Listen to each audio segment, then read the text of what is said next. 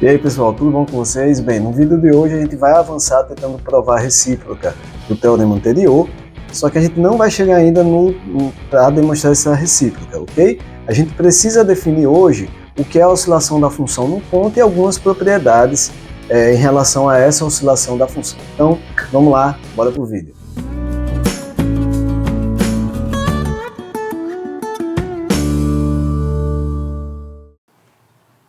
E aí pessoal, vamos lá provar hoje que se a função é integrável, então o conjunto dos seus pontos de descontinuidade tem medida nula. Mas para isso a gente precisa provar algumas coisas primeiro, tá? E a primeira coisa que a gente vai precisar, porque é uma sacada boa da ideia da demonstração do teorema, é que a união enumerável de conjuntos de medida nula tem medida nula, beleza? É essa proposição que eu estou colocando aqui para vocês, beleza? Ela não está lá como proposição no livro do Elon, mas a gente usa na demonstração. Então vamos lá. Vamos supor que xj, com j variando nos naturais, então eu estou pegando uma quantidade infinita enumerável, que seria o caso, né? Se for uma quantidade finita fica mais fácil. Então uma quantidade infinita enumerável de conjuntos de medida nula. O que eu quero provar no final de tudo que a união tem medida nula, a união de todos esses xj's aí, beleza? E aí preste atenção, dado um epsilon, para cada j fixado, né? Então o epsilon está dado lá, beleza? Para cada j fixado, como o xj para cada j fixado tem medida nula, então eu consigo cobrir ele com intervalos abertos que eu vou indexar como ijk, e o k é que está variando nessa união, beleza? Porque o j está fixo, então para cada j eu consigo esses intervalos i, j, k, onde o xj está contido na união de todos esses ij com k variando, né? Nesse caso aí de 1 até mais infinito, poderia ser uma quantidade finita também desses caras, de maneira que o somatório dos comprimentos, o somatório em relação a k, porque o j está fixado, desses comprimentos dos intervalos dá menor do que epsilon sobre 2 elevado a j mais 1. Eu botei o mais 1 para sobrar aí um epsilon sobre 2. Eu sempre prefiro deixar um sobre 2 aí sobrando, tá? Preste atenção, pessoal. Olha aqui. Se eu fizer, aqui o que é que eu estou pensando? Aqui eu fixei o j e eu tenho essa quantidade aí com k variando de intervalos, beleza? Então, esse k está nos naturais porque é uma quantidade enumerável, beleza?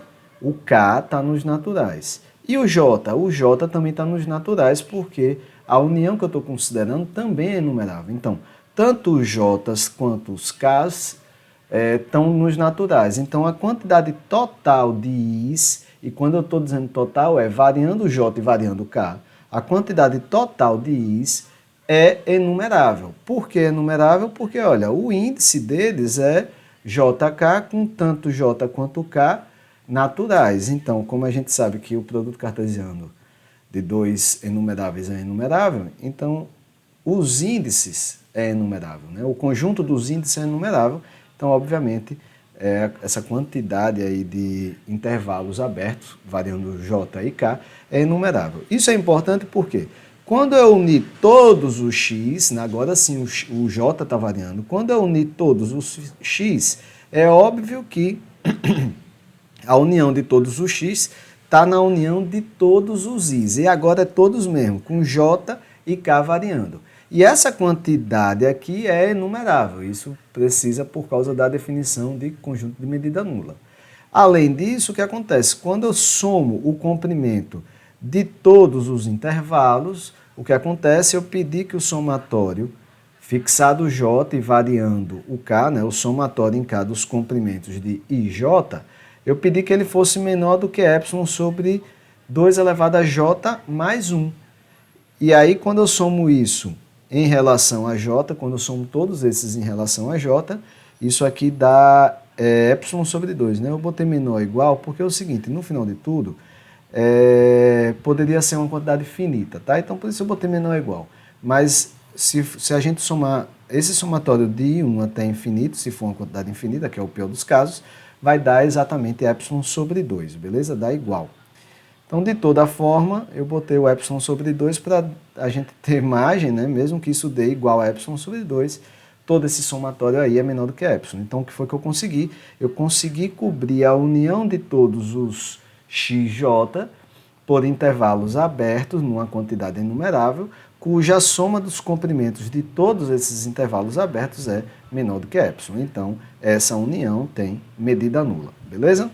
Vou deixar aqui um exercício que é muito fácil, tá? Para provar que o conjunto vazio tem medida nula, a gente não vai usar isso especificamente, não. E eu botei aqui como exemplo, que é um exemplo do Elon, pessoal, mas eu queria que vocês pensassem, ou dessem uma olhada lá no Elon, para a gente conseguir andar. O intervalo de A até B, se você considerar que o A é menor do que B, né? Ou seja, não é um intervalo, não é um conjunto unitário, se você pegar o intervalo fechado de A até B, esse conjunto não tem medida nula. Eu botei aqui como exemplo, eu ia escrever e gravar, mas eu queria adiantar um pouco. Então, eu vou escrever aqui a demonstração para deixar na nota de aula, mas tem essa demonstração no livro do Elon. Inclusive a minha versão, que é uma versão mais antiga, estava de um jeito um pouquinho mais difícil. Eu já vi que nas versões mais novas está um pouquinho mais fácil. Beleza? Por que esse exemplo é importante? A gente não vai usar ele na demonstração, mas tem vários exercícios do livro do Elon que, vários não, pelo menos um exercício do Elon que vai usar isso aqui, tá? Que o intervalo não tem medida nula, a não ser que seja, né, um intervalo de A até A, beleza? Que tem um ponto só, beleza? Mas se não for degenerado, se não for um intervalo assim que está de A até A, ele não tem medida nula. Aí se você perguntar, Clécio, e se fosse o aberto, né? É uma coisa que era bom pensar. E se for o aberto? Porra, se esse não tem medida nula, é porque você não consegue cobrir. Desculpa, se o fechado não tem medida nula, é porque você não consegue cobrir. O que é que você faz? Toma um fechado contido aí dentro, bicho. Porque se esse não tem medida nula e está contido nesse, então esse daqui não tem medida nula. Isso aí também não é difícil de provar, porque dado um epsilon, para todo epsilon, se eu conseguisse cobrir esse por intervalos abertos, eu ia cobrir esse também, mas esse de cá não tem medida nula. Beleza? Então aqui o exemplo é fechado, mas claramente a gente segue para um intervalo aberto. Essa observação a gente já fez no vídeo anterior, mas eu queria falar dela mais uma vez, só relembrar, porque a gente vai usar ela aqui agora. Porque para provar a recíproca do teorema, eu não sei nem se vai dar para gravar nesse vídeo, eu preciso falar de oscilação da função em um ponto. E para isso, né, e algumas propriedades disso. E para isso eu tenho que relembrar aqui uma parada de função contínua. Lembra, se a função f é contínua num ponto x0, eu não estou dizendo ela é contínua em todos não. Se ela é contínua num x0, dado um epsilon positivo, eu consigo um intervalo aberto centrado no x0, de maneira que a oscilação da f no fecho desse intervalo é menor do que epsilon. Mais uma vez, se ela é contínua no x0, dado um epsilon positivo, eu consigo um intervalo aberto centrado no x0, de maneira que a oscilação da f no fecho desse intervalo é menor do que epsilon. Beleza? Se você prestar atenção, aqui tem uma interseção com A do intervalo de A até B, mas é porque justamente o A até B é o domínio. Não faz sentido a gente considerar a oscilação em quem não está no domínio. Se o x0 for A ou B, esse cara não tem como estar contido no domínio e por isso essa interseção. É só especificamente pensando no caso de x0 ser A ou B, ok? Mas a gente vai usar isso já já, beleza? Se for contínuo no x0, não vou repetir de novo não. Eu gosto de repetir. Então a gente já provou o teorema 7, que é se o conjunto dos pontos de descontinuidade de uma função limitada tem medida nula, então a função é integrável. A gente quer provar agora a recíproca. Se a função é integrável, então o conjunto dos pontos de descontinuidade dela tem medida nula. Para isso, eu primeiro tenho que definir o que é a oscilação da f em um ponto. E aí, preste atenção, pessoal. Primeira coisa, quando eu penso a oscilação da f em um ponto, eu não estou pensando em pegar o conjunto x que tem um ponto só e calcular a oscilação da f no conjunto que tem esse ponto único. Porque é óbvio que isso aqui vai dar zero. Não é essa a ideia. É como se fosse assim, é como se fosse a ideia de uma oscilação instantânea. Em que sentido? Tipo, como a gente tem, né? Velocidade média, como é que a gente vai ver a velocidade instantânea? A gente faz um limite, né, onde o comprimento de tempo ali, né, do intervalo de tempo, tende a zero. É uma ideia similar. Veja, eu não vou calcular a oscilação no conjunto que tem um ponto só, para calcular a oscilação nesse ponto. Eu vou pegar intervalo centrado no ponto que eu quero calcular a oscilação e fazer esses intervalos ir para o comprimento tender a zero. Então, eu vou calcular a oscilação em todos esses intervalos, né? Está lá o C aqui no meio, X. Né? Tá o X no meio, eu pego um intervalo de raio delta com um centro em X, calculo a oscilação nesse intervalo de raio delta. Depois eu faço o delta ir para zero. E aí eu vou definir a oscilação da F num ponto assim. E aí a gente vai ter algumas propriedades disso. Tem até uma que eu me lembrei que eu não escrevi aqui ainda, mas qualquer coisa eu dou uma pausa no vídeo. Aí vamos lá. Mais uma vez, tá, eu quero provar o teorema 7. Para isso eu vou definir o que é uma oscilação da F em um ponto X. Então, seja F uma função de A até B limitada, porque a gente vai definir a oscilação, né, em funções limitadas. Se a função não for limitada, essa oscilação pode dar mais infinito. Vamos continuar, mas a gente tem uma moto aqui fazendo barulho, eu acho que eu vou ter que fechar tudo aqui, tá? Então, se tiver um barulho aí, eu peço desculpa, eu dei uma pausazinha por causa disso. Aí vamos lá. A função f é limitada, beleza? E dado um ponto no domínio dela, para cada delta positivo, eu vou considerar o intervalo fechado, centrado em x de raio delta, mas aí eu não vou considerar só ele, porque, mais uma vez, se o x for o A ou o B, eu tenho que ter esse cuidado, porque eu vou tirar a oscilação nesse intervalo, então eu vou pegar a interseção, na verdade, desse intervalo com o AB. Então, às vezes eu vou estar falando aqui o intervalo centrado em x de raio delta, porque... E aí vocês já vinculam que está com a interseção do AB, beleza? Ok, então vamos considerar para cada delta esse intervalo, beleza? O que é que eu vou fazer? Eu vou calcular, vou definir uma função, seria a função ômega, delta. A função depende desse delta positivo, que na verdade, eu até botei de roxo, que depende também do x, porque para cada x você tem uma função ômega. Eu poderia até botar um xzinho aqui embaixo, beleza? Então, como é que eu defino assim essa oscilação, essa função oscilação aí no delta? É assim, na verdade eu só vou calcular, eu vou definir ela como a oscilação de f nesse intervalo que eu defini aqui em cima. E lembra que a oscilação da f nesse intervalo nada mais é do que o sup da f nesse intervalo menos o ínfimo da f nesse intervalo. É óbvio que esse valor aqui, digamos ômega delta, eu estou falando função porque eu vou tirar um limite dela. Porque para cada delta tem um valor de ômega aí vinculado, então é uma função, beleza?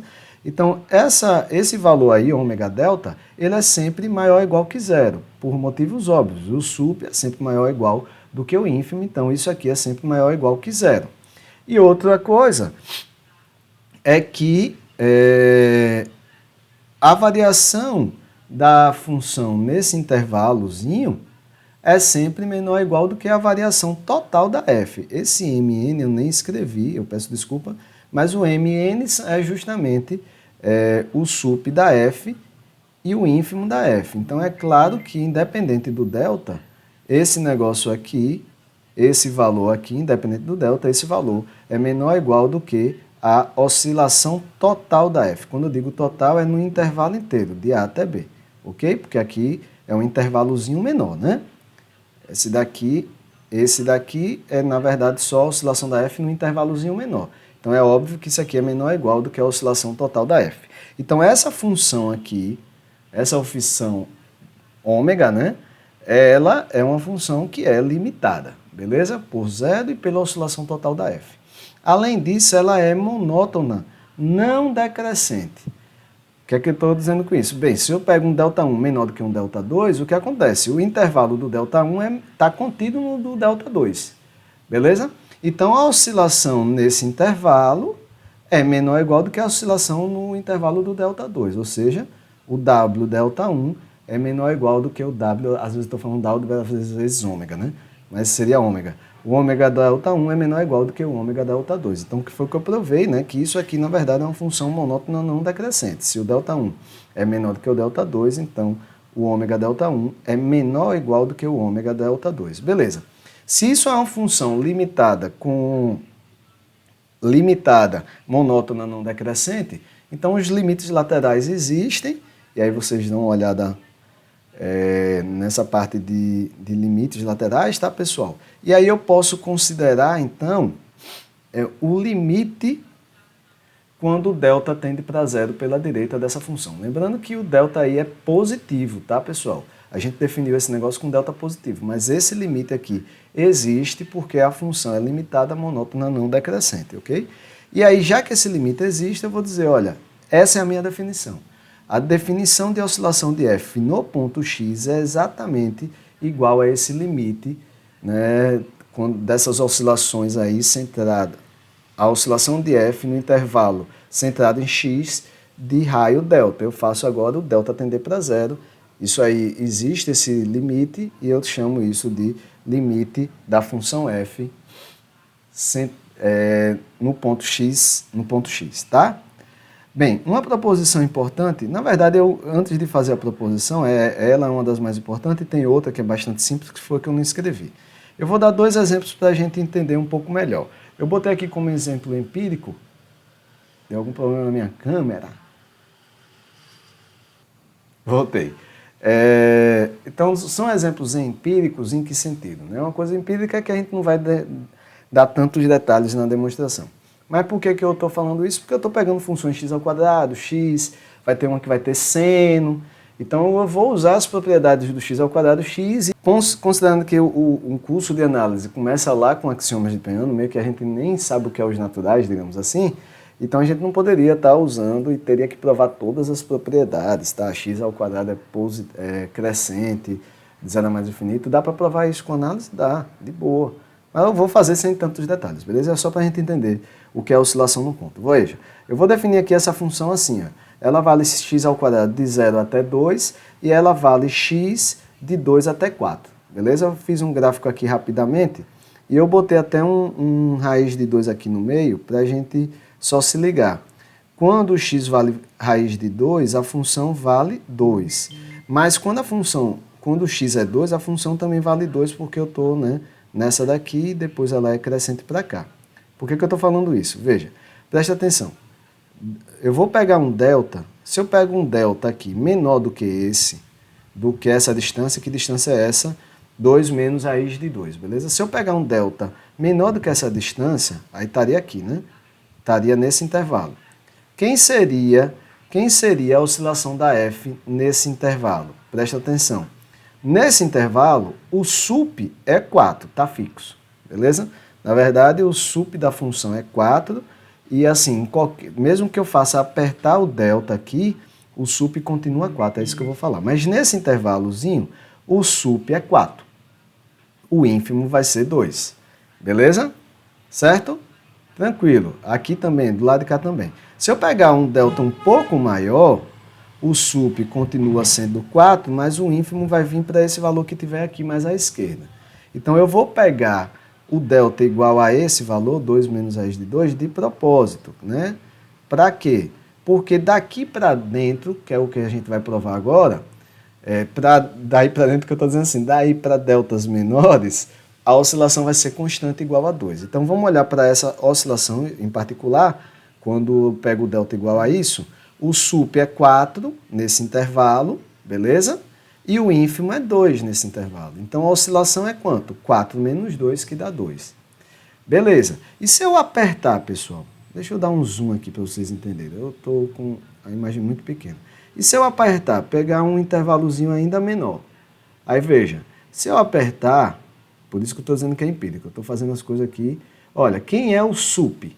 O sup continua sendo 4 e o ínfimo continua sendo 2. Você pode pegar o delta tão pequeno quanto você queira.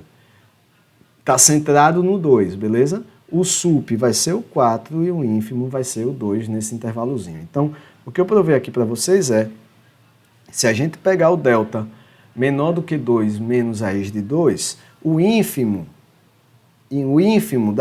da f centrado no intervalo centrado em 2 de raio delta é igual a 2. Independente, se o delta for menor do que aquilo, o ínfimo é sempre 2. Se for maior, aí o ínfimo pode ser menor, né? Porque aí ele vem para cá para baixo, ok? Agora o sup não. Sair o sup é em qualquer delta mesmo. O sup nesse intervalo da função, no intervalo aberto centrado no 2, é 4. beleza? O sup em qualquer intervalo aberto centrado no 2 é o 4, beleza?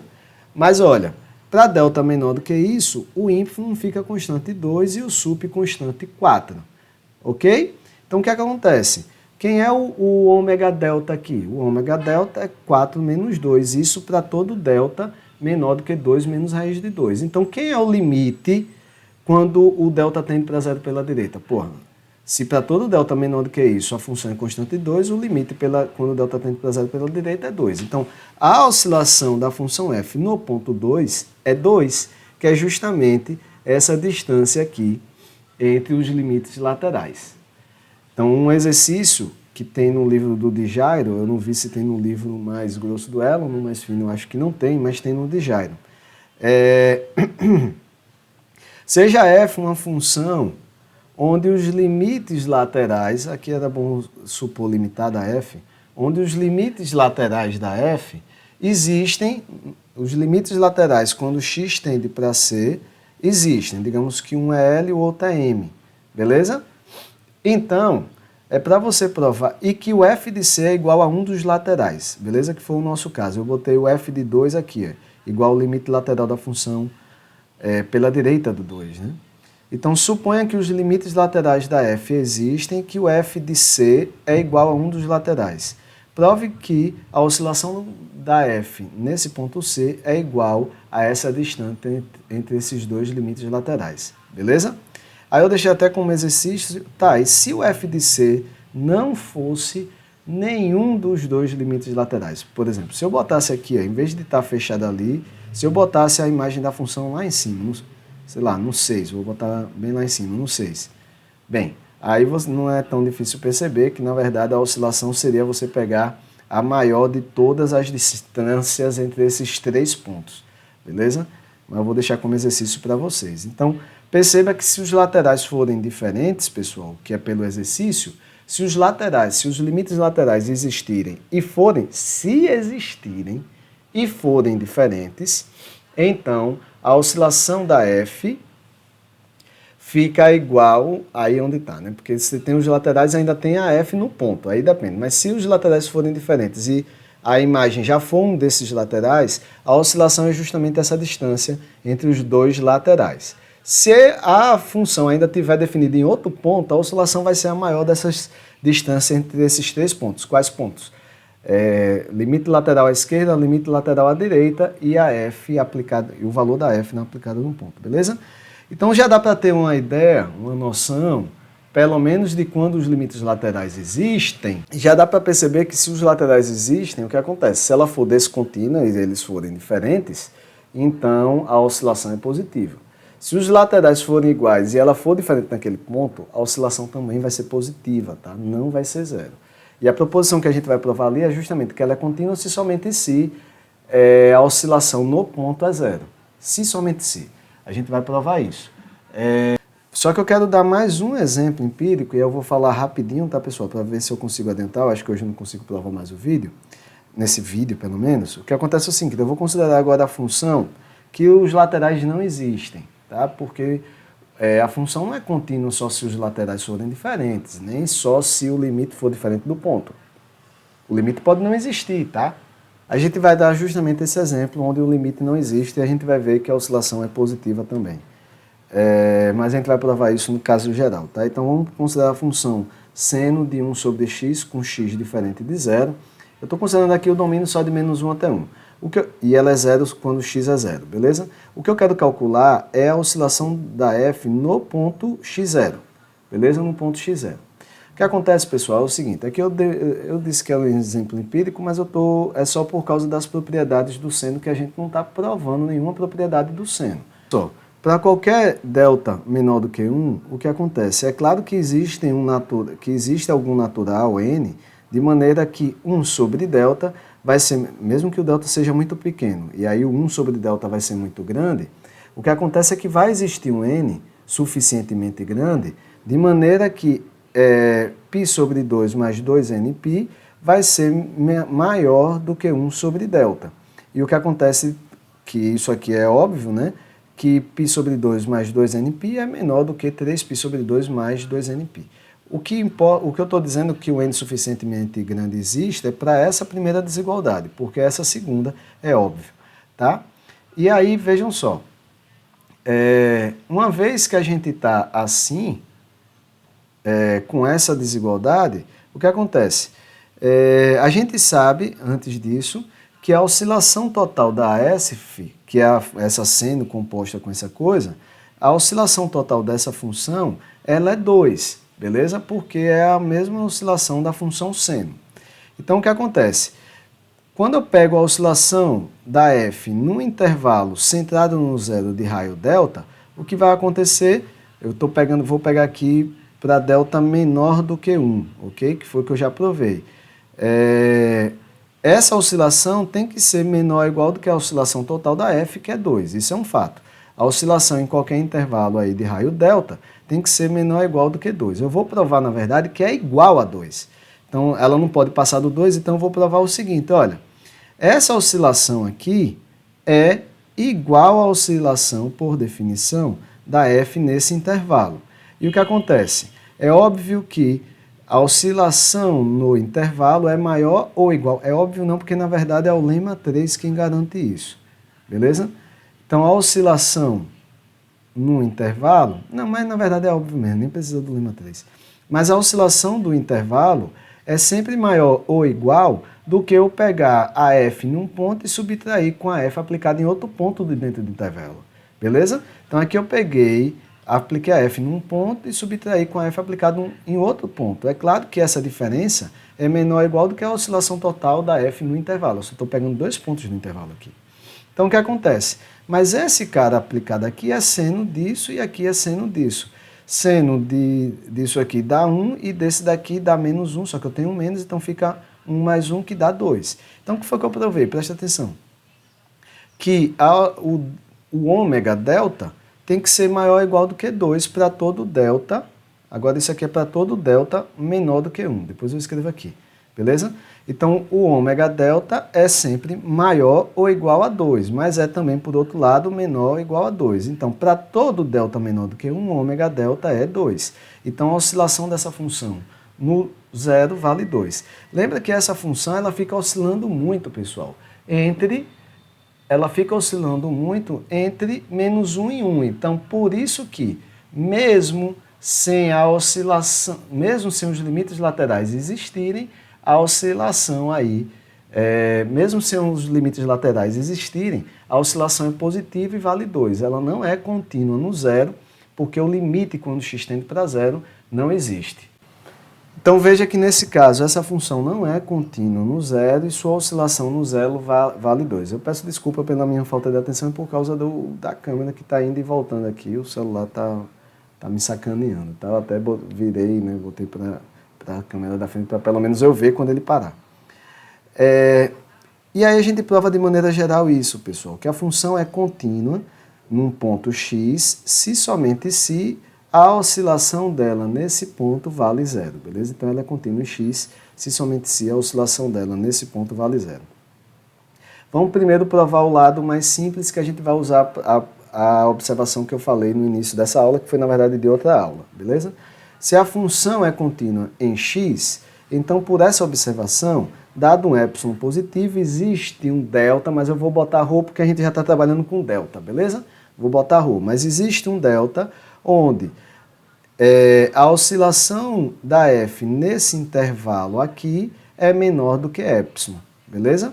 Então, dado um epsilon positivo, existe eu vou chamar de ρ, mas é um delta, né? Onde a oscilação da f nesse intervalo é menor do que epsilon. Isso é o que eu falo, a observação do início do vídeo, que foi de outro vídeo, na verdade.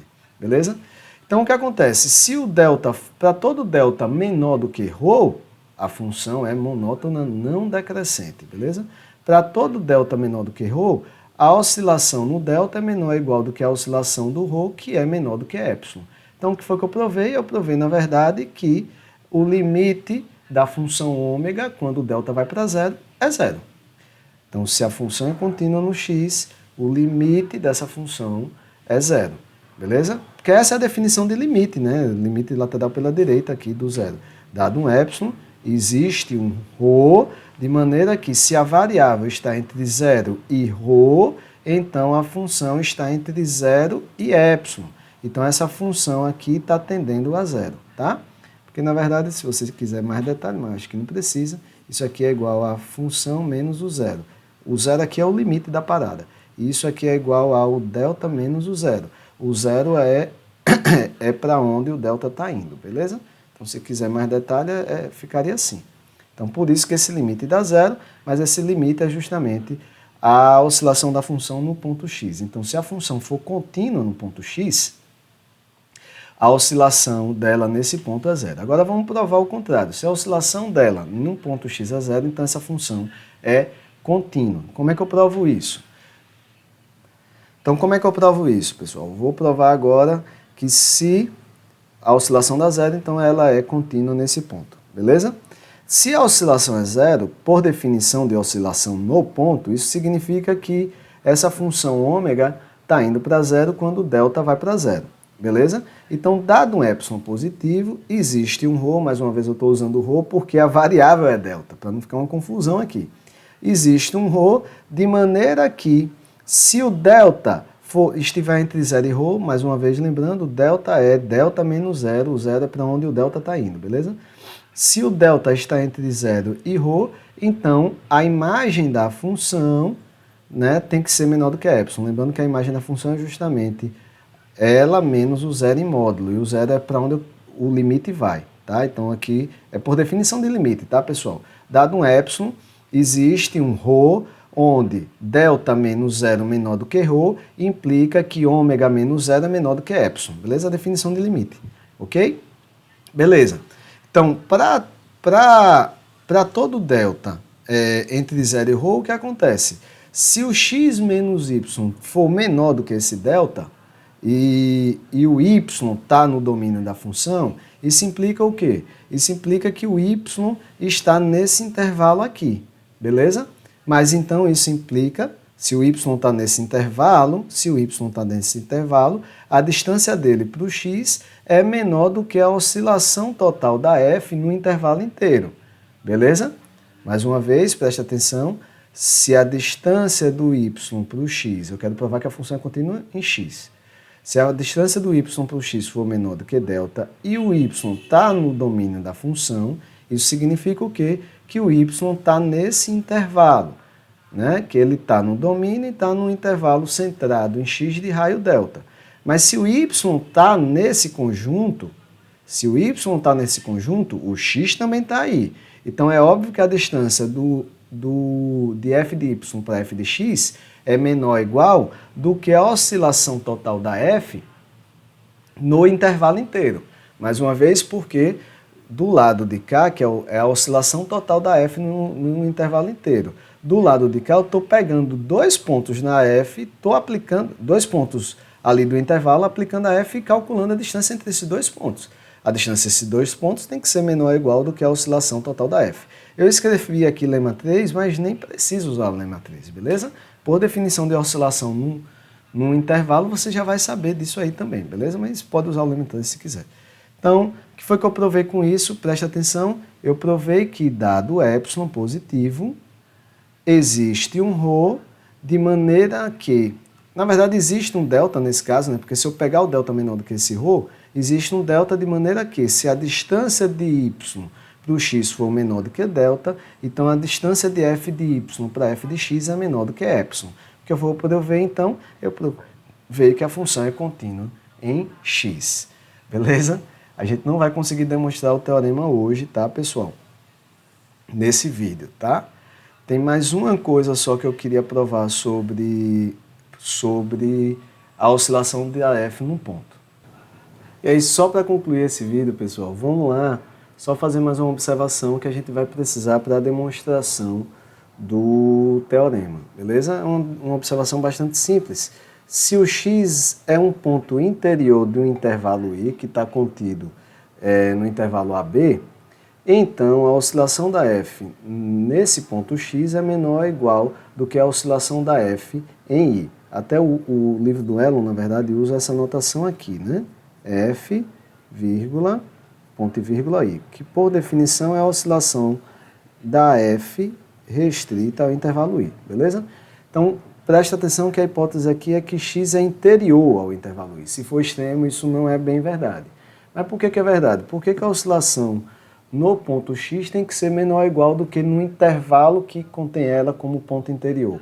É simples, pessoal. Se esse x está no interior de I, é porque está no interior, beleza? Então existe um delta tal que o intervalo centrado em x de raio delta está no intervalo I. O que acontece é que então a oscilação da F nesse intervalo, que é o ômega delta, é menor ou igual do que a oscilação da F no intervalo I, que é maior. Mas veja, essa função aqui ela é monótona não decrescente, e isso aqui é justamente o limite quando o delta tende para zero pela direita. Então, o ômega delta é maior ou igual do que esse limite, beleza? Então, a oscilação da F no ponto x é menor ou igual do que o ômega delta, e esse cara, né, como tá aqui, esse intervalozinho está contido no I, já que ele é interior, é menor ou igual do que a oscilação da F no intervalo I, beleza? A gente vai usar isso, pessoal. Se o x for o ponto interior do intervalo I, a oscilação no ponto x é menor ou igual do que a oscilação nesse intervalo I. Agora, se o ponto for, se o x for um dos extremos do I, isso não é verdade não. O livro dá um exemplo aqui, bem rapidinho. Então, o livro dá um exemplo, tá, pessoal? Mas eu vou pegar o exemplo que a gente já fez, eu até copiei ele aqui, copiei e colei rapidinho, estou repetindo o exemplo, veja. Se o x não estiver no extremo, desculpa, se não estiver no interior, se estiver no extremo do intervalo, pode sim acontecer da oscilação da função no ponto ser até maior do que no intervalo que contém um ponto. Só que esse intervalo que contém um ponto, contém ele como um extremo do intervalo. Por exemplo, aqui, veja se vocês conseguem me acompanhar. Eu vou pegar o ponto como o ponto x igual a 2. A gente já calculou, a oscilação no 2 vale 2, a gente já calculou isso. Eu vou pegar o intervalo de extremo 2 de 2 até 3. Esse intervalo contém o 2? Contém, mas contém o 2 como extremo e não como ponto interior, beleza? Qual a oscilação nesse intervalo? Qual a oscilação da função nesse intervalo? É o sup menos o ínfimo, beleza? E aí seria 3 menos 2, que dá 1. Então, a oscilação nesse intervalo é 1. Então, nesse caso, a oscilação no ponto é maior do que a oscilação no intervalo que contém um ponto. Mas preste atenção, é porque ele contém o ponto como um extremo. E meu problema, né, assim, esse negócio, a oscilação no ponto vale 2, é justamente porque do lado de cá ela dá um pulo, né? Então, eu escolhi esse exemplo justamente porque nesse lado de cá ela está comportada. Agora, se eu pegasse qualquer I contendo um 2 como um ponto interior, aí não tinha para onde correr, não.